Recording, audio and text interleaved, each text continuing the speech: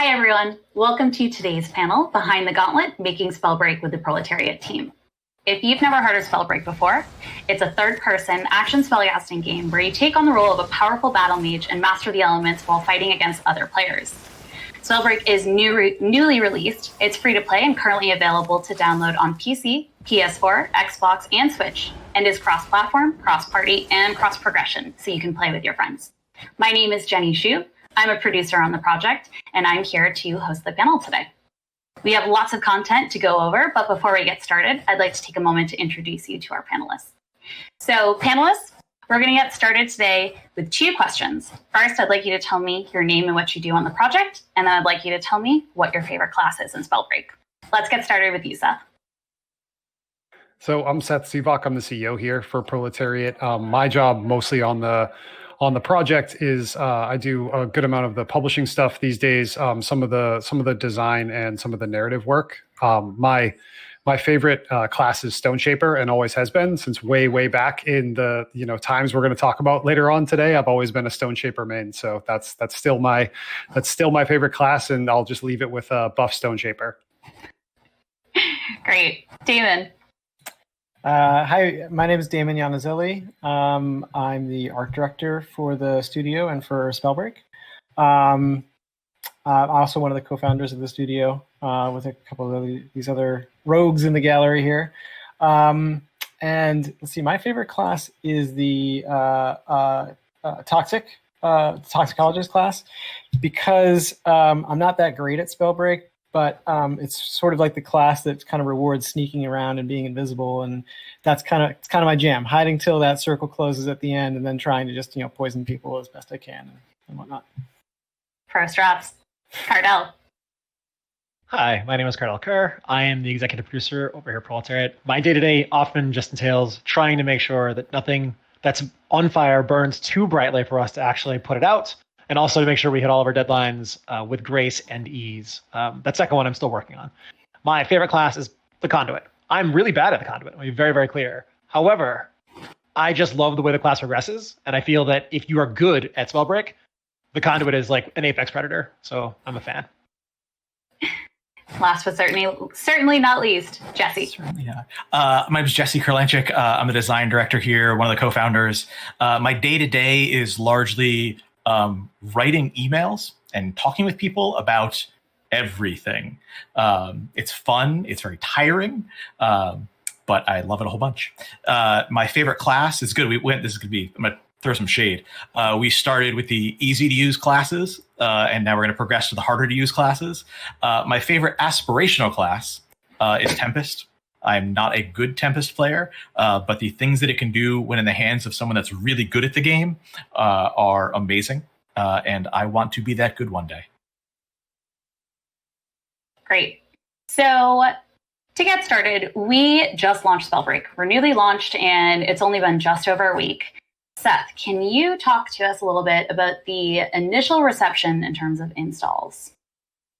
Yeah, it's been really exciting so far. We publicly announced the 2 million players. That's more than just installs. That's actual players getting into the game, and that's incredibly exciting to see. I mean, I think it shows a lot of the community that we've built and how much support we've had over time, and we're seeing really great, amazing things come out from the influencers and content creators. We've been watching just these incredible plays, and to Jesse's point, super high skill cap gaming that we've been seeing, which is awesome and really helped drive the initial momentum behind the launch, and that's really exciting. And the important thing though is we're just getting started. This is just the beginning of where we want to go. But 2 million, having 2 million players in 5 days is pretty incredible. So it's very exciting for all of us.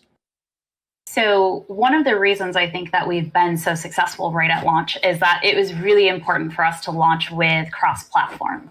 Cardell, can you tell us a little more about what cross-platform is and why it was important to us to launch Spellbreak with this? So since Proletariat started, even before I got here, it's always been about community. And as one of the things about the games industry that I think is very important for anyone to recognize is that everything changes pretty much on a yearly basis and not even a monthly basis.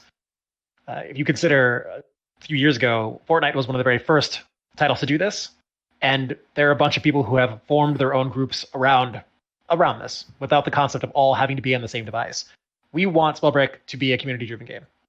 And because of that fact, that means that we want everyone who has been in these disparate communities to be able to play this same game with the same experience together with all their friends, regardless of the platform they're on.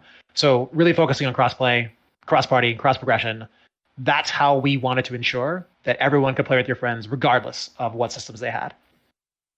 So speaking of being community-driven, Proletariat, we've been around as a studio for over 7 years now. And from the very beginning, we spent a lot of time live streaming on Twitch.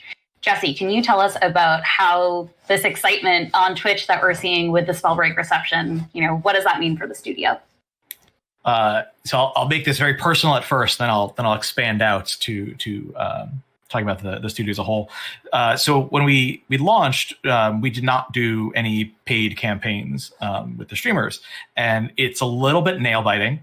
You're wondering, is anyone pick it up? Is anybody going to know about it? Or are we just going to launch and then go away? We launched. People noticed very, very quickly. It started. You'd see a stream with 1,000 viewers, and that's really exciting. Then you'd see a stream with like 5,000, 10,000, 20,000 viewers. Then you'd see multiples of those happening at once.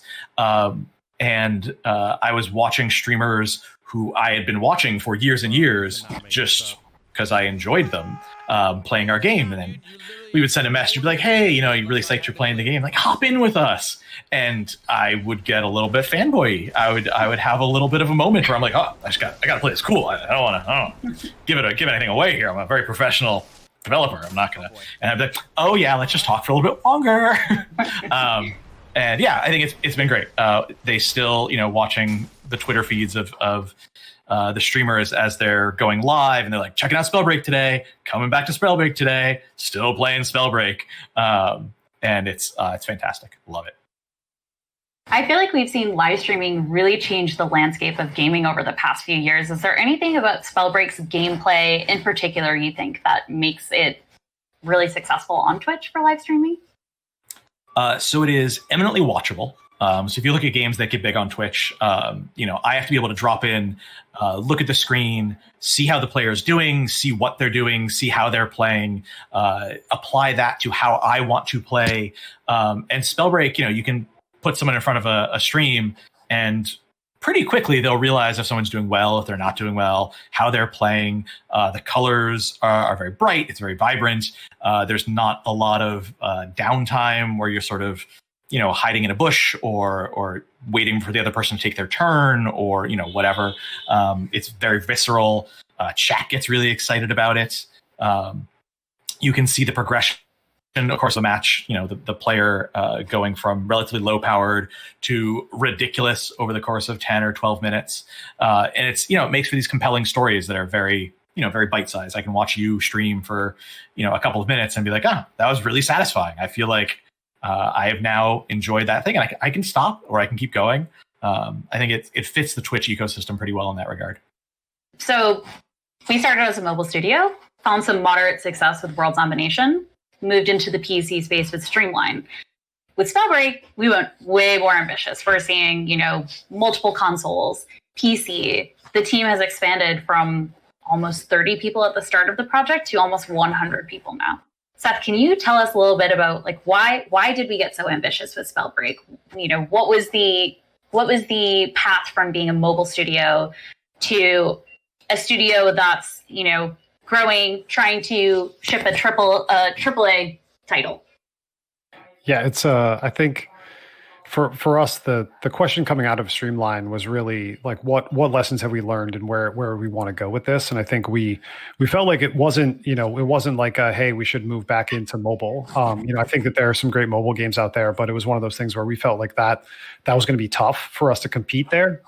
Just knowing how much capital we had, the budget we had for our games, that sort of thing. And at the time, I still remember putting together a pitch deck where I was going through and I looked back at the original pitch deck from 2013, and of the 50 top grossing games, this was in 2017, 30 of them were still in top grossing. And so it was one of those things where they get so entrenched that it's really hard to compete, especially as a new studio like us, building a new IP. And we didn't want to go the license route or anything like that. And so the The thing with Spellbreak was, I mean, I remember sitting down to kind of take a look at it, and we were having a bunch of conversations of like, okay, we know the DNA of the studio is large scale, innovative multiplayer games. Like that's, we like the team came from MMOs and like those types of games, large scale social games. Like that's the type of stuff we knew we were good at.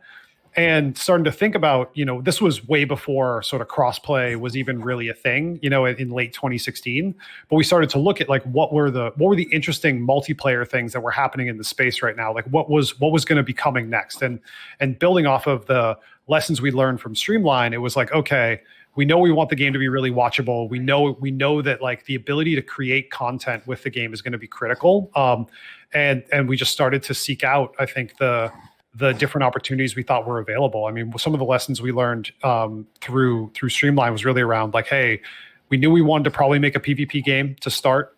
We knew that was going to be a place where we could get a lot of depth, because the biggest thing I think we heard from Streamline was there wasn't enough depth. It was one of those things where someone couldn't play it 60 hours a week. And so, and stream it 60 hours a week, right? Because I think like starting content creators, sadly, like oftentimes do stream that much, right? And so we knew that we would have to build a game that would have that level of depth. And so that's when we started to kind of put together our thoughts around like, what's the next thing coming? And that's where we started to do the early concepts for what would eventually become Spellbreak. So before Spellbreak was Spellbreak, it was also known as Ragnarok, and then later Longshot. Cardell, can you walk us through when was the first pitch and what did the game look like back then?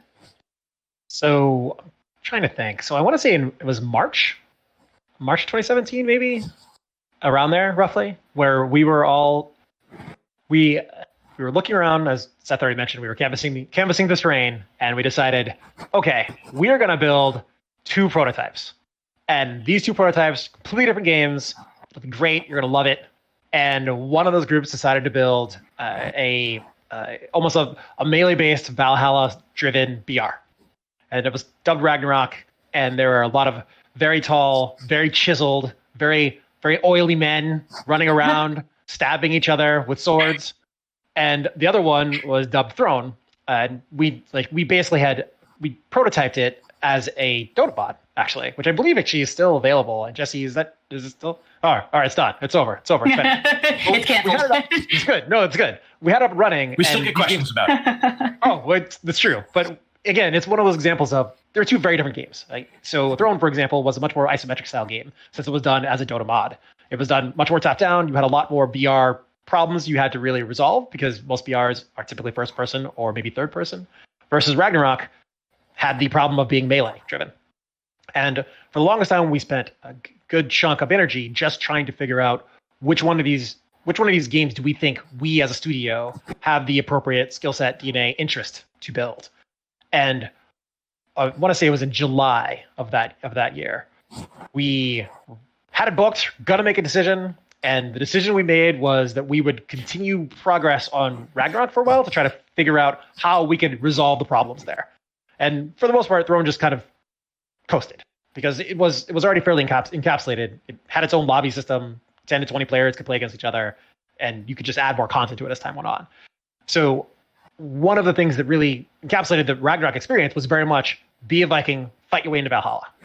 And we really wanted a almost Dark Souls-esque melee system that could really feel very, very tactical, very engaging for anyone to play. That way, to Seth's point, streamers could spend 60 hours on Steam just trying to learn all the ins and outs and when you should be dodging versus when you should be blocking versus when you should be attacking.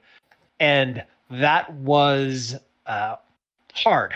And to Damon's point previously, things get very complex, and trying to find a way to deal with a combat system that was engaging on a 1v1 basis, it's all wonderful when you finally do that. But since you're making a multiplayer PvP experience, it falls apart the instant three or four more people run in behind you, because what was once tactical engaging is now basically button mashy and just blocking forever until eventually someone from a distance pulls out a bow and arrow and shoots you all, and that's the end of it. So that would be the quick breakout of some of the challenges we had, and we spent a lot of time just trying to solve those problems over the next few months. Yeah, I mean, I I think about this a lot in terms of, so there's a couple of things I think were really important. There was like this crystallizing moment that we had a conversation about Battle Royale. And this was before PUBG had launched, right? And this was this was still when H1Z1 was kind of the dominant Battle Royale game. And we were thinking about like, okay, I remember having, I think it was this conversation with you, Cardell, where it was like, I think that Battle Royales are really multiplayer roguelikes for people who don't play roguelikes. And so we started to settle in on that idea, and we were like, hey, is there something we can do that's a little bit more roguelike-y here, which is where we really started to get into kind of like the skill and spell drafting that would eventually become, I think, what is our class system. And that was really heavily experimented on in Throne because it was much faster to do it there, while the third-person like action combat was much more in the Ragnarok prototype. And it was interesting because I think the original idea was to like do the two different prototypes, take things we liked about both of them, smash them together, because that was basically the process we did for World Domination for about like 6 or 8 weeks to kind of get the core gameplay for that game. And I think that was, the original piece that we were thinking about for the game itself. And, with Ragnarok, I often wonder where we would be if we had just we went through, I think, 3 full iterations of melee combat. And at any point there was just like head in our hands, like this is, we're never going to fix this. And it was because, the initial iteration was too skillful. Like it didn't matter the items you picked up, none of the randomness of Battle Royale mattered. If the other person was better than you wouldn't even get a hit off. Like they would parry every single attack. And then we swung the complete opposite direction, and it was just rock, paper, scissors. And we were like, nope, this also is bad. And then we kind of tried to be somewhere in the middle, and we're like, no, this still isn't good. And then we ran into all these issues of like, still my favorite 2 issues were during playtests when we realized one thing where like you'd square off 1v1. And Cardell and I would be fighting, and Damon would just walk up behind me and just like hit me once with a sword and kill me. And it was just like, and we had this elaborate, I still remember the animation. I wonder if we can actually find a video, but like we had this elaborate like unsheathing your sword animation, because you would like put your sword away to run. And so you'd like go into a big fight, and then some idiot would just come from the side and just like kill you immediately because you weren't even looking at them. And the other problem we had is that since it's a battle royale and it's kind of open worldy, you're not like protecting an objective. People would just like run away from you indefinitely. And if you had no ranged options, you couldn't do anything. So we eventually gave people the ability to like throw their swords and their shields, and then you miss and not have a weapon. And it was just like, we could go on for hours about all the challenges in doing melee well, a melee only battle royale, because I think we found them all. But then, that's eventually when we led into starting to do more stuff with ranged and, bows and arrows and stuff like that eventually would turn into what is Spellbreak. Yeah, I guess I'll even jump on top of that. And then there's the thematic problem of just Ragnarok. It's supposed to be a bunch of Vikings fighting each other, as opposed to a bunch of Vikings running away and trying to find bushes to hide in to then stab each other in secrecy. And that thematic problem was one of those ones that it was just, no matter what you looked at, you just couldn't solve it. It was just a situation where we need to change this game. It can't be Ragnarok. I think long shot is a better option. It gives us more options, gives us more freedom. Ragnar, run! Yeah. No, Ragnar, hide behind a rock, and then you wait until the person came to the side. But yeah, that was the other reason as to why we ultimately shifted. Long shot as a concept just gave us more freedom. It didn't mean as much. It didn't come preloaded with concepts, and it gave us the freedom of creative expression to drive the game more in the areas that we thought would be more interesting. I mean, I'm not going to lie. I feel like I'm still stuck on Cardell's pitch of oily Viking men with swords. Like, how was that not compelling? How did that not work? So I feel like this seems like a really good segue into the actual revamp of Spellbreak, because, it started off as Ragnarok, very hyper-realistic art style, Vikings, melee focused, hit a lot of problems. We were almost about a year into development before we decided to take it into the direction that is now Spellbreak. Damon, can you walk us through what that major revamp looked like? Sure, yeah. So as you mentioned, like Ragnarok was this kind of somewhat photoreal, but like slightly exaggerated proportions and stuff, kind of, Frazetta-esque oily Vikings. Sorry, Damon, I apologize. So Ragnarok gradually transitioned into a slightly more Arthurian version of basically the same thing, and that's when we changed the game's name to this working title to Long Shot. And we didn't change too much about the sort of thoughts on the art style, aside from the notionality that this time the characters would be wearing shirts. and there were like bows and arrows and stuff like that, but it was still generally pretty realistic. And to be completely transparent, we wanted to try and do more with less, for lack of a better phrase.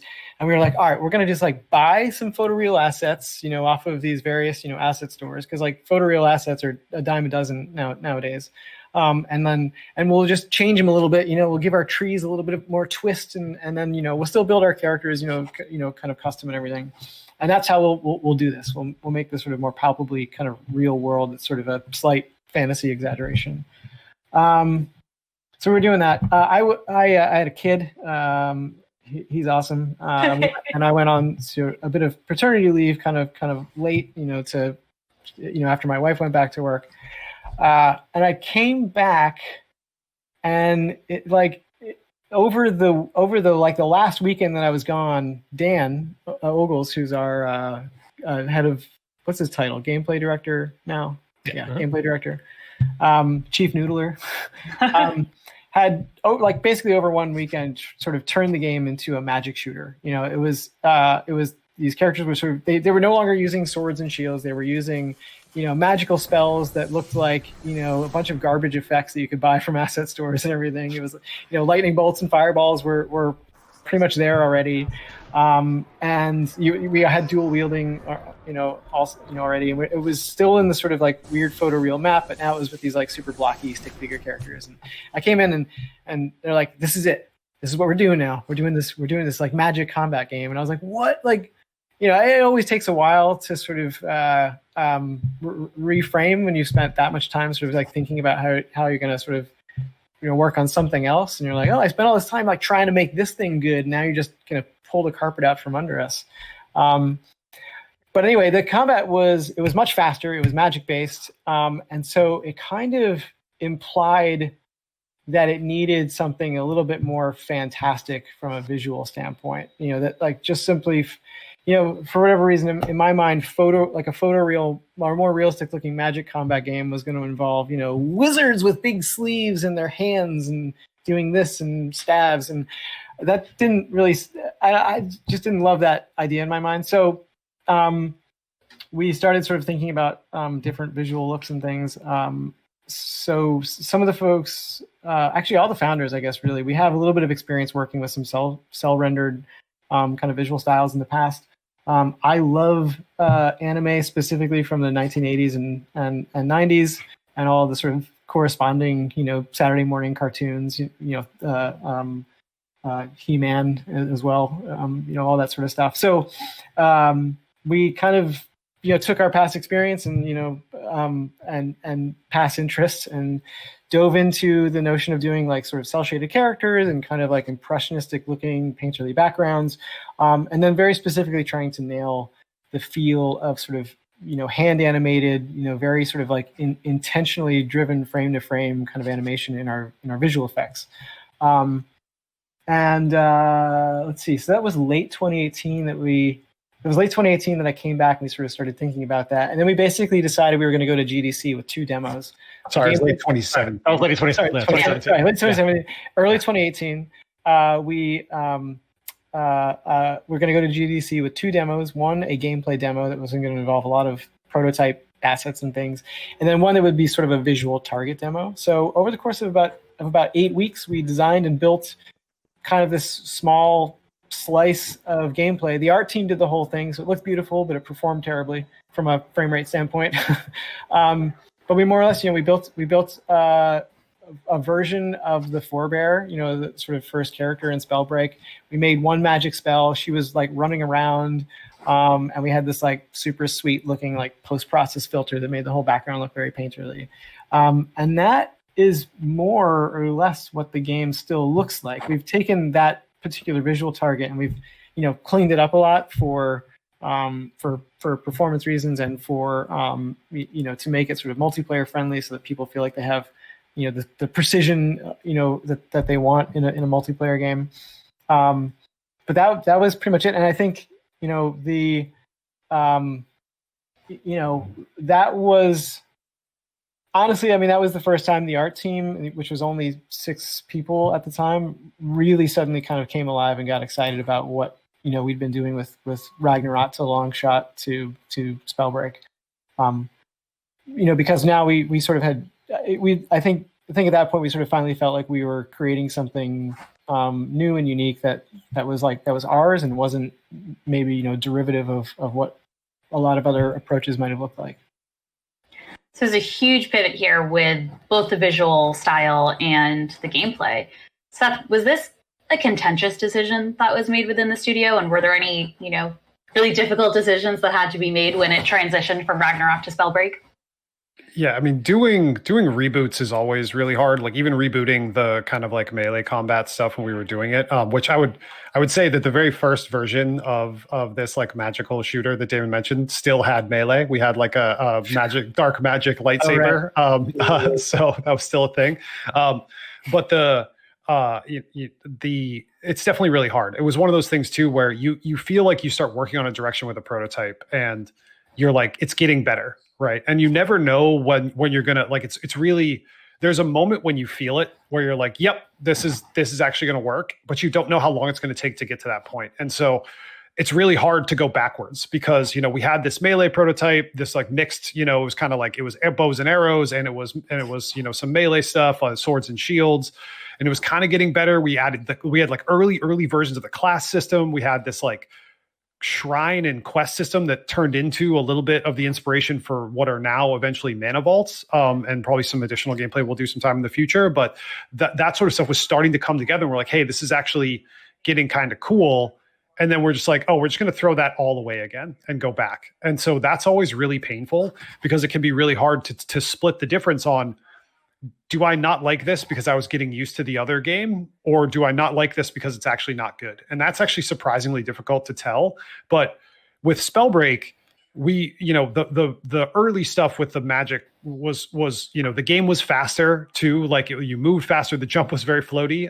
So it was really the first few games were basically everyone bunny hopping around each other, shooting fireballs at the ground.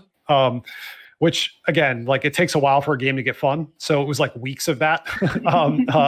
But it was really until we got to there was a moment there when we started to mix the spells. When we got to like the poison spray, which at the time was like kind of a flamethrower almost. Like it was like a spray. It just kind of was pretty random. It was like very only close range, but it would leave puddles behind.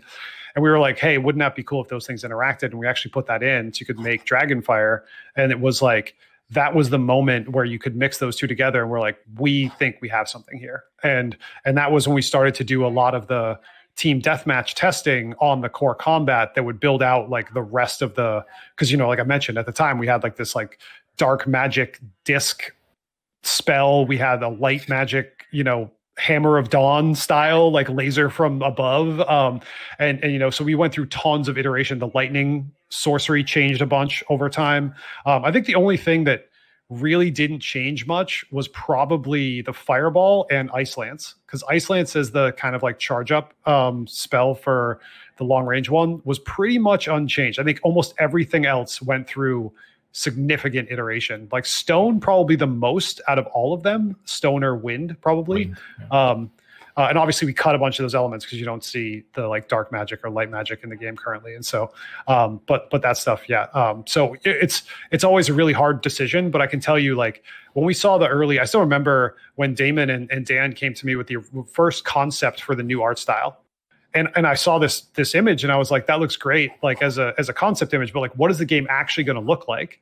And Damon was like, I think we can make it look like this. And I looked at Dan and Dan's like, it's going to look like this. Yeah. Dan was like, it's going to look like that. And I was like, I'll believe it when I see it. I think you're full of, I don't know if I can swear on here. I think you're full of crap. And so, and also you have 6 weeks, so go ahead. And they pulled it off. And like the moment people saw that diorama, like where you could run around in there, people were immediately enamored with the art style. It was like, we knew it. People were just like, oh my God, this is so unique and different. And, these characters don't look like old Gandalf mages. They're like these athletes that are like literally hurling fireballs. And that was super visceral. And and yeah, it was just like we're on to something. And so you can feel that start to click together. And of course, like that was in early 2018. So you can tell the like road it takes to actually get to a final game. And when I say final, I mean like the start of the game being live now for what will hopefully be for years to come. So yeah, it's a lot to go back and actually do a reset, because you end up having to throw away everything. And that can be really painful, because as Damon mentioned, you know, and I think you did too, Jenny, it was like a year of pre-production, prototyping, concepting, and we just like threw it all away, quote unquote. But I mean, it's part of the creative process, right? That you're going to go through stuff and have to kill it. And that's, I think, the more, I guess, experience you get, the more comfortable you get with that. But it's always really hard, because it's so hard to go back when you feel like you've made any progress, because games are so hard to make, especially like new gameplay paradigms, like what we're trying to do with the spellcasting and Spellbreak. So, yeah. I remember that GDC slice like so clearly. I remember, you know, you're loading in and it's this forest setting with these little fireflies floating around, and it's this really beautiful space, and you run up the hill and you see another battle mage. And I remember Damon working on the VFX for the lightning sorcery, I think, at that point. And I just remember, you know, walking through that internally and being like, wow, that was a moment for me where I was like, okay, I believe in this project. I cannot wait to work on this more. Jesse, as a co-founder and the design director, what was your take on this turning point for Spellbreak? I think you guys have both hit it. It is a game, or at that point, it was a game where a month or two before this, people would see it and then kind of like squint their eyes. You'd be like, I don't know, maybe this might be interesting. There's some things you kind of play around, and you're like, I don't know, it's kind of fun. Maybe there's something there. And you flash forward 3 months and you go through the diorama or you go through the playable slice, and people were like blown away by it. You could look at the art style. You could go through the whole, the was it Beautiful Corner? What was it called? Yeah, we call it the Beautiful Corner. Yeah. And you could be like, oh yeah, I could live in this world. Beautiful like acre or two. Yeah. There's a little castle, a little hill, a little overlook, hamlet. And you'd be like, I could buy this world being a thing one day. And then when you go through the gameplay demo, you were basically presented with this very, very wide array. And I think we have video of this still. This very, very wide array of different equipment, different what would now be runes, different gauntlets, a very strange skill system that was off to the side that you could customize yourself with. And you could come out of that and you'd be like, one, I just had fun. We just had a fight against, 5, 10, 20 people. And it was visceral. It was I felt tactical. Like I felt like I was making interesting decisions through the whole thing. I felt like I could get better at it, or I could, shake my fist at the sky for being unlucky. And then I would want to think about what I could do better. So I would sit then look at that array of choices and be like, I don't know if the lightning and the poison gauntlet are the best combo. Maybe I'll try this rune instead, or these skills instead. And people would be around the office having these arguments. They would have these very heated arguments after a playtest of this build is broken, this build is trash. I like this skill. No, I like this skill. And you could, if you flash forward, 2.5 years and look at Reddit or Discord now, you see these same type of arguments happening. And it's, as a designer, as someone that likes playing very systemic games, that's the kind of stuff I love. And having that sort of suffuse the studio as a whole really sort of gave us a great deal of confidence, I think, in the direction. So that's a great recap of the pre-production stages of Spellbreak. The next major milestone that we hit was Alpha, which we had on PC, and then later on the beta that we had on both PC and PS4. Cardell, can you walk us through what those phases looked like? So June 2018 was when Alpha started. So at that point in time... Technically pre-Alpha? Oh, pre-alpha. I'm sorry. Alpha, the one in February. Right? Oh, right. So that was pre-alpha. I apologize. To me, I guess it all blends together into one. You might see this as a theme for the rest of this conversation, actually. It all blends together because my main focus was, okay, we are developing a core game. And this is something that a lot of people in the studio have done before, but a lot of people hadn't done before. And it was more just how do we make sure we keep making additions to this game that are both good and don't break the game fundamentally to stop people from giving us feedback. And I remember distinctly reaching out to all of my production friends and asking them, how would you do weekly updates to a core game? And their first response was, I wouldn't. Why would you do that? That just seems like a horrible idea. This seems like, why would you do that? I was like, okay, but seriously, if you had to, or if that was a thing, how would you do it? And they basically said, well, you're going to get one try at almost everything you do, so you need to be very, very confident that one shot is going to work for you. So when we went into pre-alpha, we were updating the game once a week. And some of those were balance changes. I think back to that now, and I'm just like, how did we ever do that? Like, Trust considering, me. Yeah. I mean, well, like, there's no way you could do it with a cross-platform game. Like, that's just No. impossible. But like, man, that is hard. It was crazy. I feel like I was the producer helping with release at that time, and I blocked that out of my memory. It was a very stressful time, but very fun and exciting. I mean, it basically is a microcosm where we are right now, where, the very first pre-alpha, we made it available. We had no idea who was going to show up. We had no idea what they would do with the game. When we first started playing with random strangers online, we were all way better than them, and we were just destroying them routinely.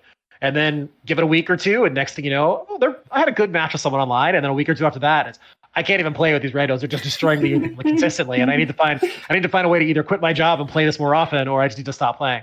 But that was effectively the early definition of what I would say pre-alpha is. And again, like when you were looking at alpha, to Seth's point, and I guess I want to even maybe go back to one of the earlier points you made of just building and polishing a game is difficult. And you were constantly warring with the tension of, am I just not trying hard enough? Should I just try harder to make this fun, interesting, exciting, accessible? Or is there something fundamentally wrong with the problem I'm trying to solve? And should I just throw it on the floor and scrap it and redo it? And we had a few of these, and I imagine Jesse will talk about them.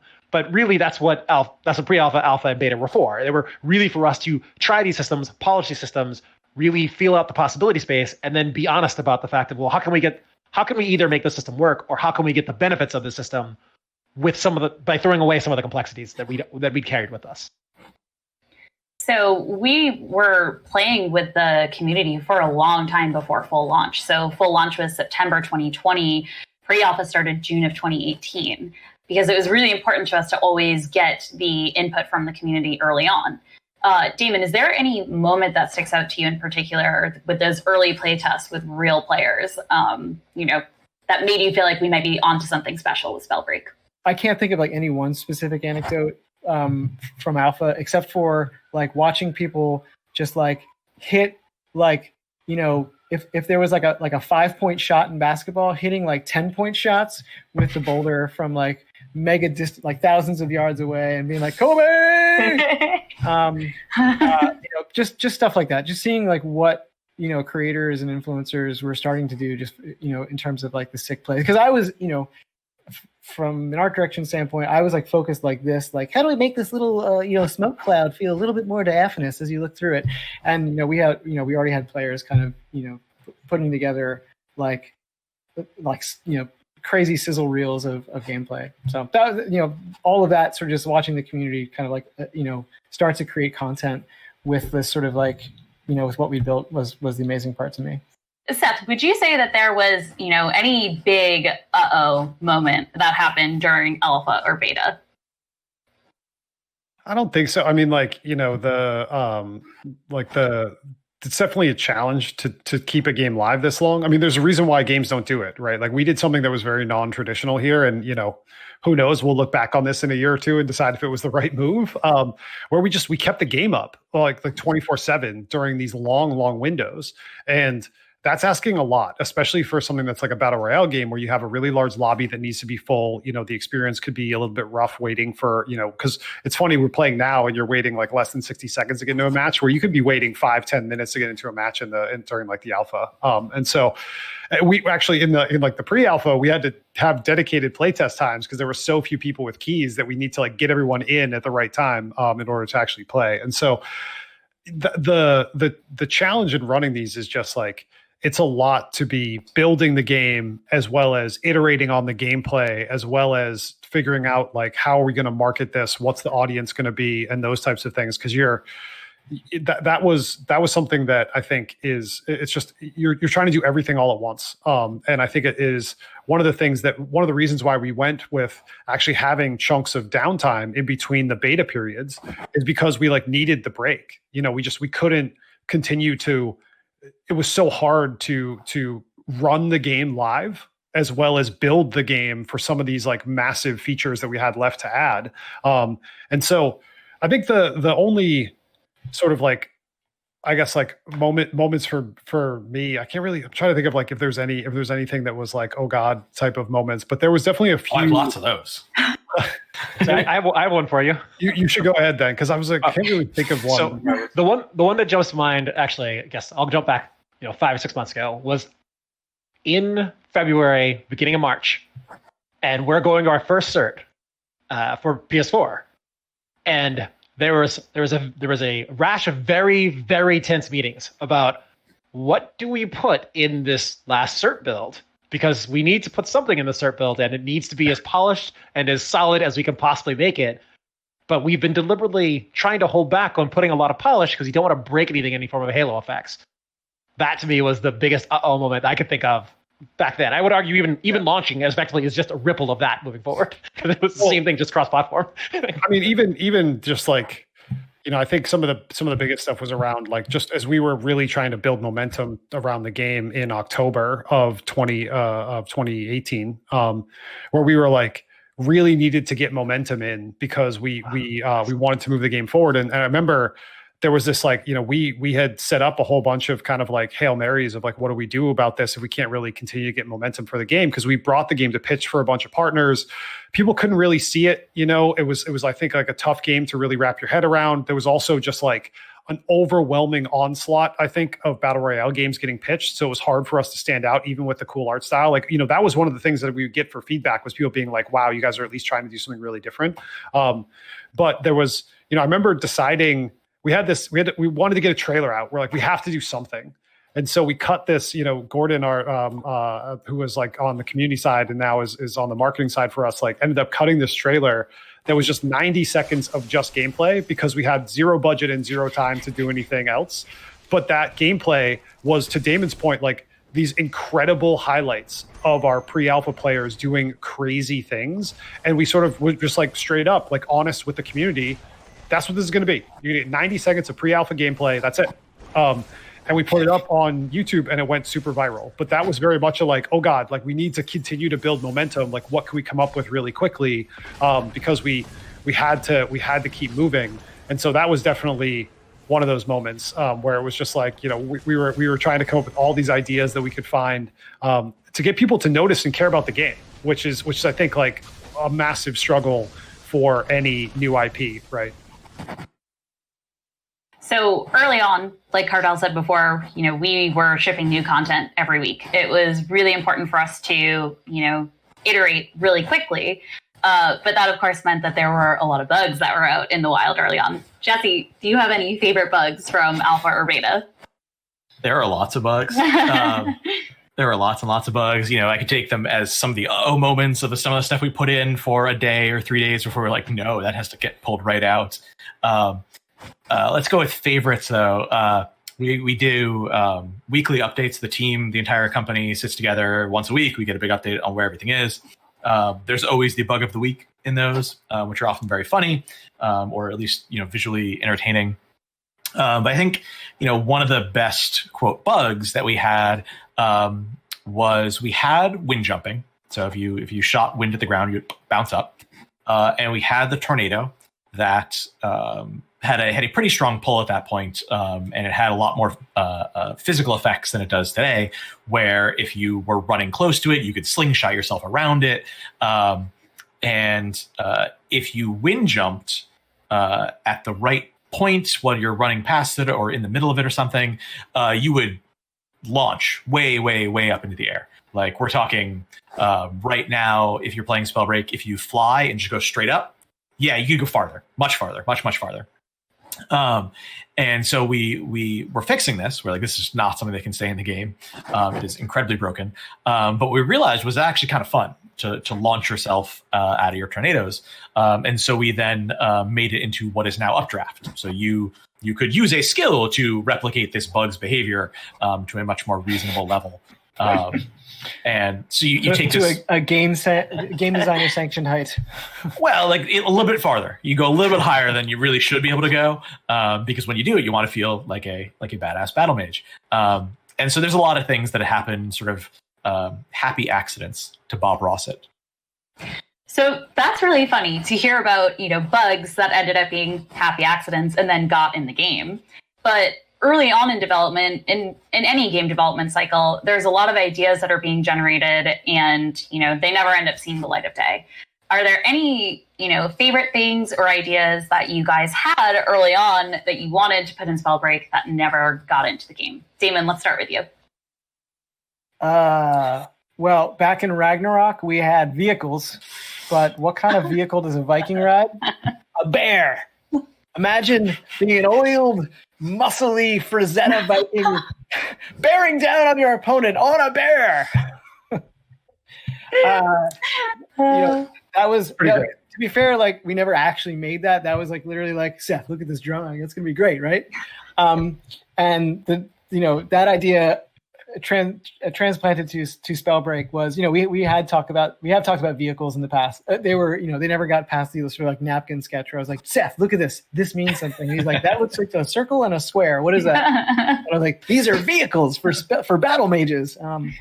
Anyway, so that I would love to have revisited that particular idea. I think the thing that actually used to be in the game that like we don't have anymore that I miss is we used to have these just mega screen filling explosions to things, and they looked awesome.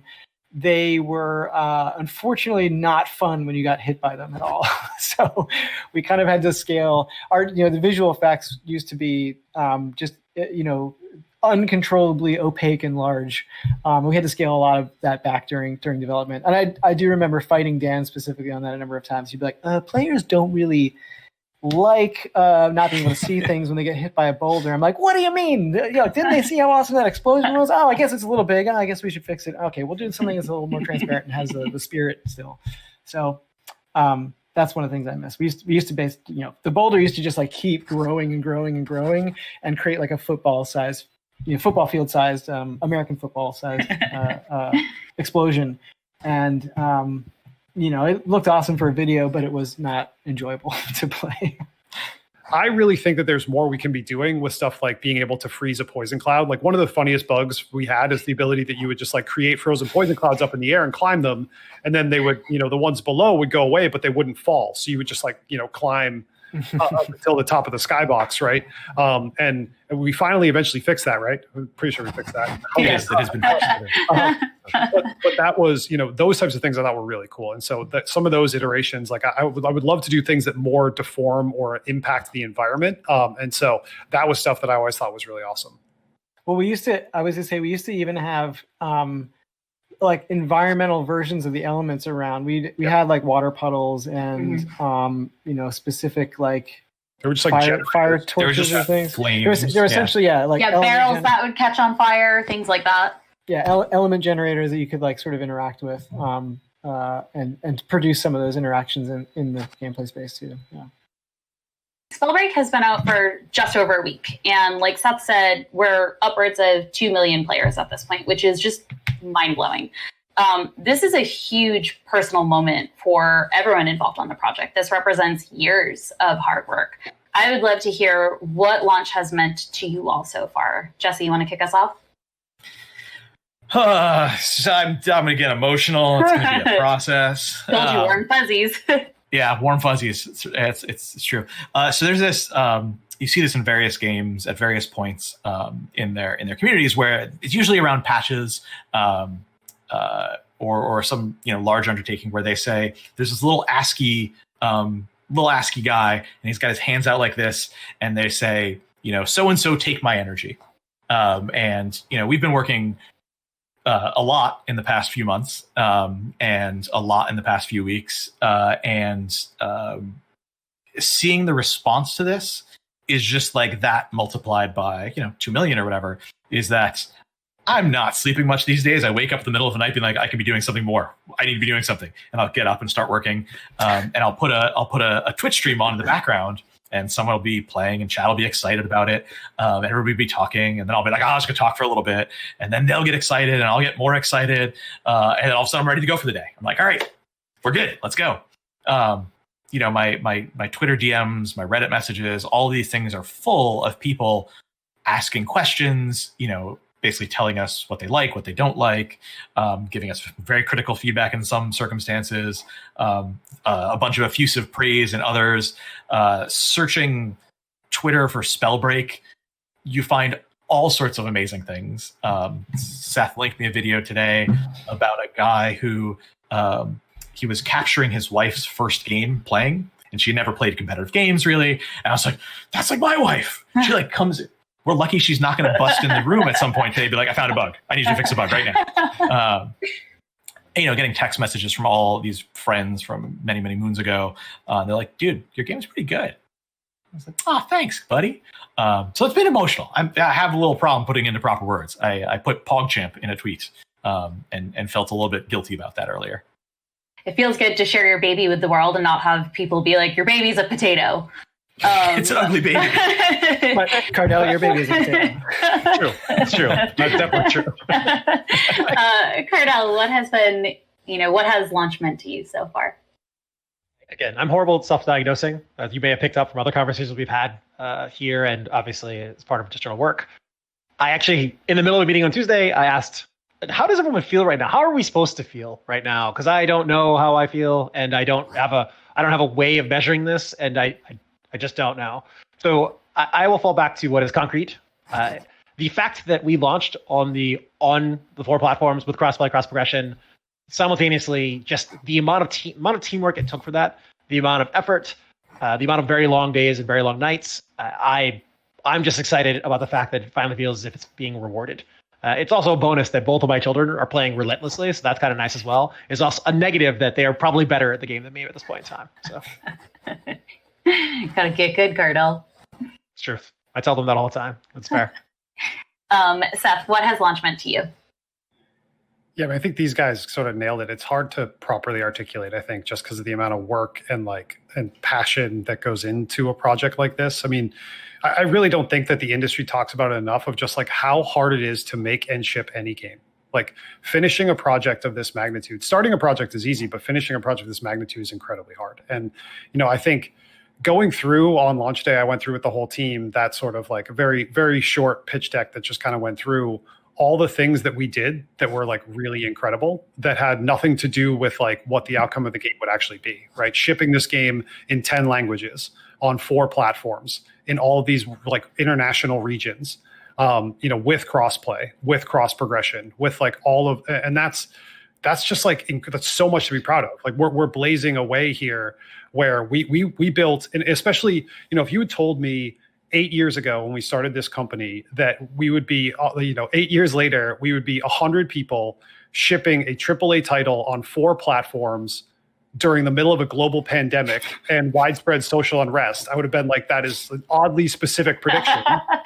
But it seems impossible, right? Because and that to me, the fact that we were able to do this, the fact that we were able to ship this at all, given all the challenges and all the work that everybody put in, it just is a testament, I think, to what the team was able to do. And for me, there's the gratifying moment is releasing something like this is a culmination of so much work, so much sacrifice, so much creativity, right? The amount of folks that have poured their creativity into this, and that I think is hard to properly articulate, right? It feels great. It's awesome.